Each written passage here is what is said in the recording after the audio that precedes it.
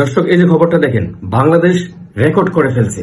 যে জায়গায় বিশ্বর পরাশক্তিরা ড্রোন হামলা করে, মিসাইল হামলা করে 10 থেকে 15 জন শহীদ করতে, নিহত করতে তারা অক্ষম হয়ে যাচ্ছে, সে জায়গায় বাংলাদেশের ভিতরে একই দলের মধ্যে দু গ্রুপের সংঘর্ষে তারা এক দল আরেক দলকে গোলাগুলি করে 15 জনকে তারা নিহত করে ফেলছেন। মানে 15 জনকে উপরে পাঠিয়ে দিয়েছেন। আবার পাশাপাশি প্রায় 300 জনকে গুলিবদ্ধ করে তাদেরকে আহত করে আছেন। এ হচ্ছে বাংলাদেশের অবস্থা। বাংলাদেশের রাজনীতিতে কত নোংরামি চলছে একটু চিন্তা করতে পারছেন? একটু ভেবে দেখছেন?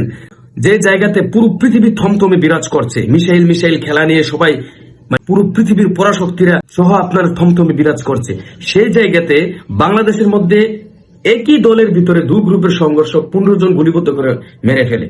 কি এক অবস্থা বাংলাদেশের! চিন্তা করতে পারছেন বাংলাদেশের রাজনীতির নোংরামির অবস্থা কতটুকু নিচে নেমে গেছে আপনার? এই দেশ কোথায় গেলে থামবে? কে সেই দেশের মানুষকে শিখাবে সুস্থতার রাজনীতি? সবাই শুধু মুখে মুখে বলি মারে, আসলে বাস্তবে জিরো, ফাঁকা।